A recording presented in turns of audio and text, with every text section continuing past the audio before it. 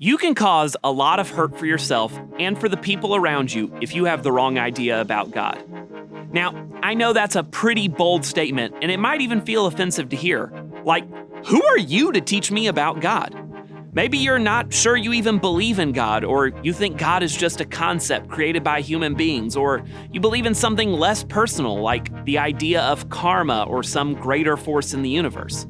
Or maybe you don't think about God much at all. In fact, maybe you think it matters more what we think about ourselves as individuals than what we think about God, or even what God might think about us. Maybe all of this God stuff feels just unknowable, and so you don't give much thought to it. Well, if that's the case, can I ask you to just stick with us for a little bit longer? Because here at Community Christian Anywhere, we believe that there is a God who created you and me, and that He made Himself knowable to us through the person of Jesus Christ. Now, again, that may sound like a pretty silly idea for rational adults to buy into. The God of the universe making Himself knowable through a Jewish carpenter who lived in a small, poor part of the world 2,000 years before the internet or global news media corporations? Wouldn't there be a better way of getting the word out about the existence of God than that strategy? And honestly, if that question intrigues you, I hope you'll consider not only watching this video, but investigating our community, because that's precisely what those of us at Community Christian believe happened in the first century through the life of Jesus. And we're a group of fairly sane, rational adults who would say that we have found a life of peace and rest and joy in following Jesus, who was once asked by His followers to show them what God the Father was like, and He said, "The Father and I are alike, the same. If you have seen me, you've seen the Father." And that's a bold claim that needs to be backed up with some pretty big evidence. And we believe the death and resurrection of Jesus are that evidence. Now, we don't have time in this video to answer all the questions you may have about the death and resurrection of Jesus, but if you have questions, I want to encourage you to reach out by texting the number on screen any questions you might have. Our teaching team would love to walk with you through any questions you might have, because we believe that what you think about God really matters, and it even matters what you think God thinks about you. And you don't need to worry if you're not sure what you think about God right now, because we believe no matter what you think about God, He can't stop thinking about you. He's for you, and He only has good things in mind for your life. And throughout this video, we want you to catch a glimpse of some of the good God has in store for you. Hi, my name is Benjamin, and welcome to Community Christian Anywhere.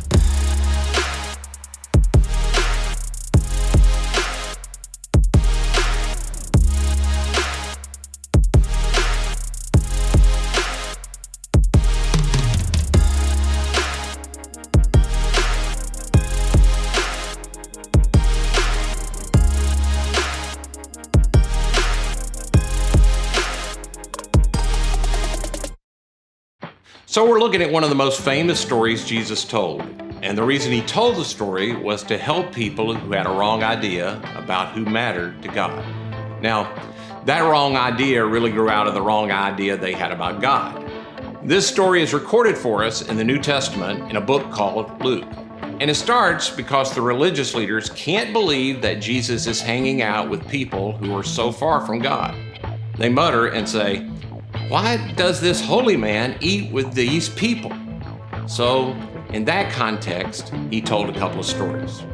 First, He told a story about a woman who had 10 coins and lost one of her coins. And because those coins represented her entire wealth, she turned her house upside down to find the one that she had lost.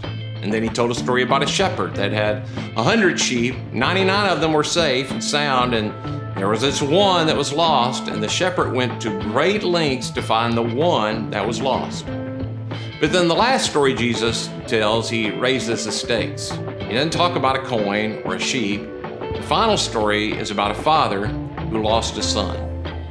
Last week, we talked about the incredible, generous nature of the Father, and that teaches us something important about God. So if you didn't hear that, you should look on YouTube or Facebook and catch up with that. But this week, we're talking about the younger brother.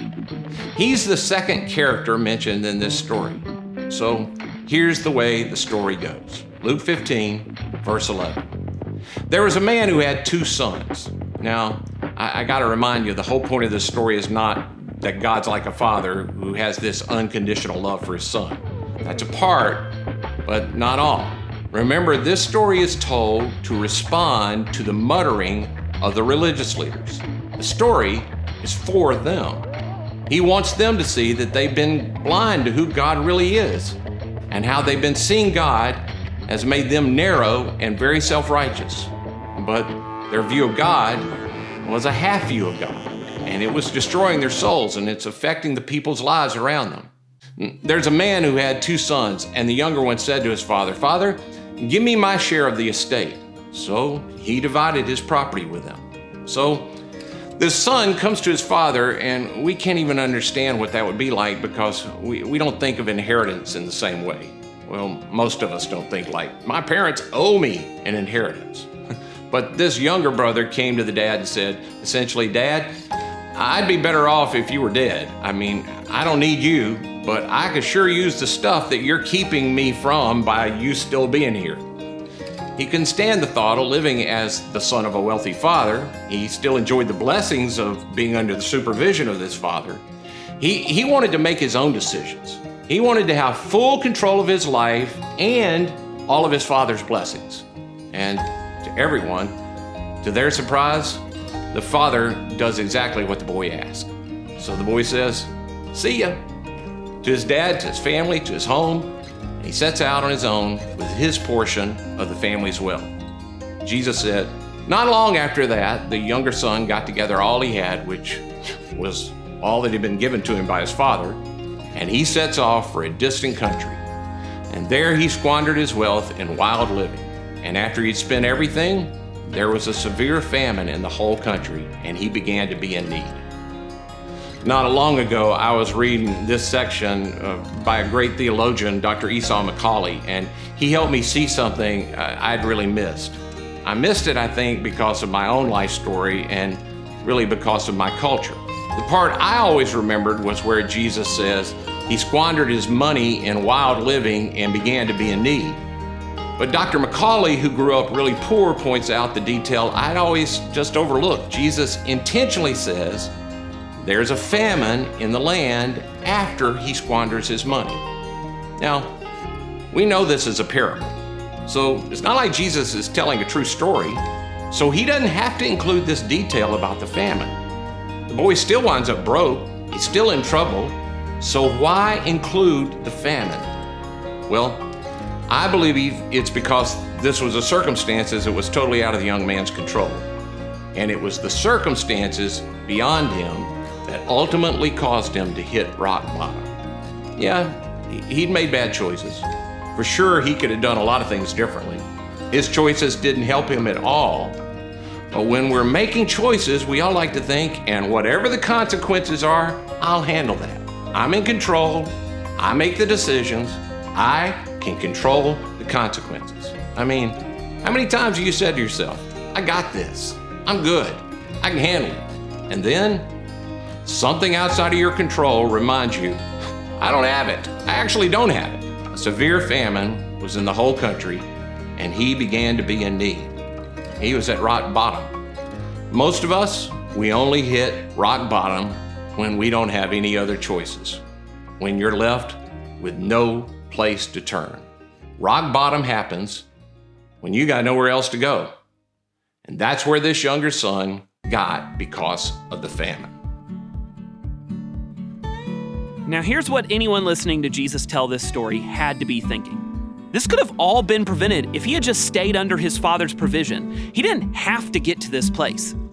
We can probably assume that this same famine that hit this distant land probably also hit the father's estate as well. But the workers that were employed by the father, they were still eating and living indoors because they were under the master's supervision. They were under the care and provision of the father. But it got so bad for this young man that he hired himself out to a citizen of that country who sent him to the field to feed pigs. Now, it's hard for us to understand how repulsed this crowd would have been by this statement that a Jewish man would be feeding pigs. In their culture, this would have been despicable. It would have been embarrassing for the family and embarrassing for the parents. Jesus even says he longed to fill his stomach with the pods that the pigs were eating, but no one gave him anything. And in that moment, the harsh reality of his decisions had caught up with him. He had longed for freedom, to do what he wanted when he wanted.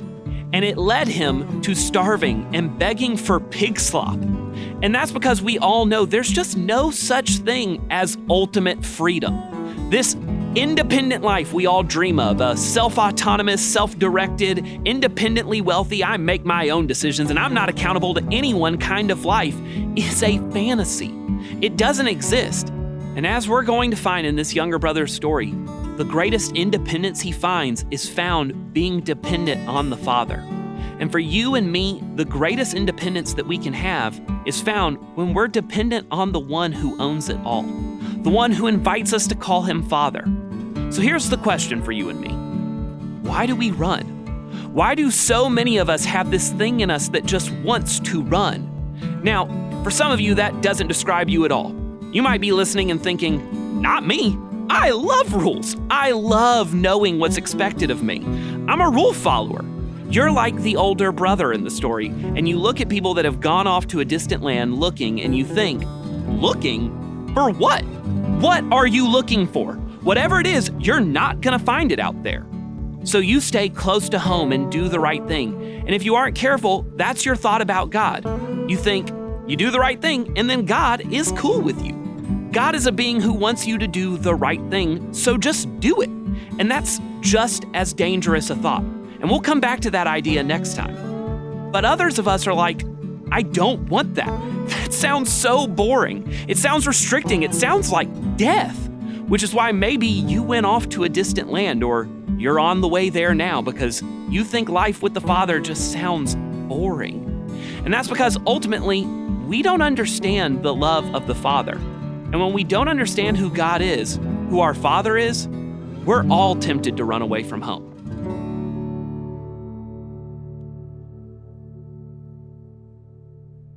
One of the things that's new to me in ministry over the last year is the conversations I wind up having with people virtually. There's a project we're working on with other churches where we respond to people's questions that are at the end of these online videos that people find when they're looking for help with all kinds of things. A few weeks ago, one of them came from a video called What Keeps You Up at Night, and it was sent in at 2:42 a.m. The man who sent the response said what was keeping him up was his relationship with his wife. So I responded and I said I'd pray and offered that we had some online marriage help if he thought that would help. And often, to be honest, we don't hear anything back after we pray, but this time the man responded and said, I don't know if it'd help, I'm in between two. And I thought he'd sort of gotten cut off, and I said, two what? And he said, two women. And then he told me the story.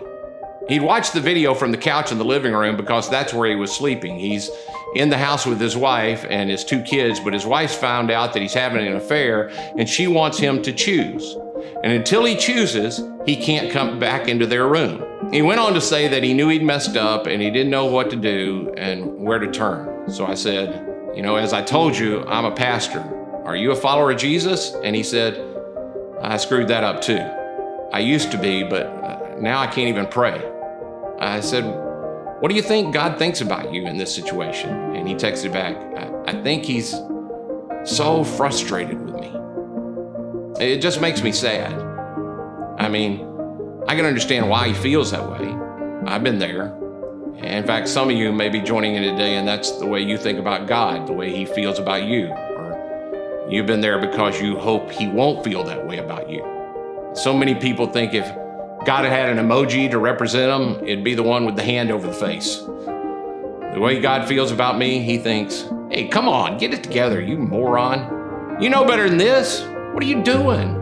That conversation and others I've had remind me that without a proper view of the Father, I'll always be tempted to run away from home. When we miss the Father's heart, we'll always end up away from home. Just like this younger son had. He missed how the Father actually felt about him.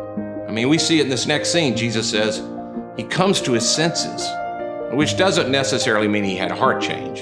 It just may mean he didn't have anywhere else to go.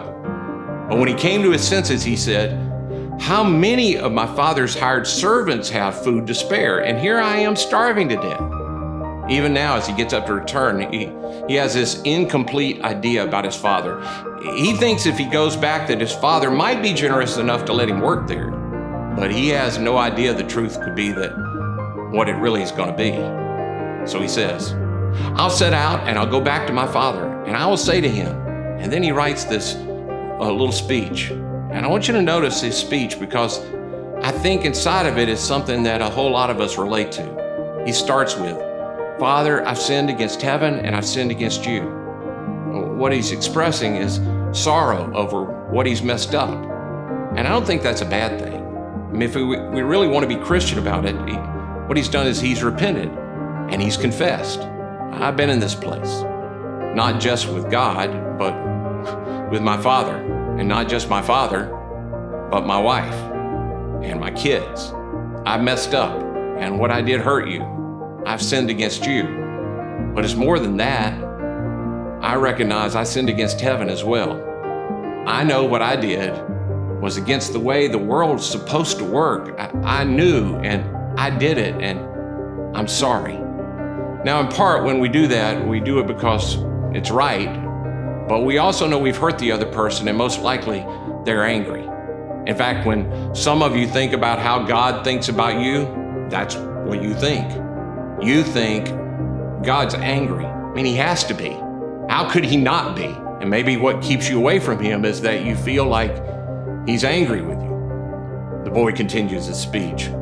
Father, I've sinned against heaven and against you. I'm no longer worthy to be called your son. You can see him opening up the door to shame, to embarrassment. Now, I know what it's like to be told that you're bringing shame on the family. Maybe you've had a parent that cared way more about your last name than they did about your first name. Cared more about keeping up the perception of the way it looks, the way we do it. But in this case, we'll see all the shame, it didn't come from the Father. This was all in the Son. I've sinned against heaven. I've sinned against you. I'm no longer worthy to be called your son. Just make me like one of your hired servants. I just need to come back. I don't know why we run. There's something off in the relationship, and it might be on our side or it's mutual. It doesn't really matter. But we run because the relationship isn't strong enough to hold on to us. And then we stay gone for the same reason. The reason we don't come back is for the same reason, because of our perspective, what kind of father God really is.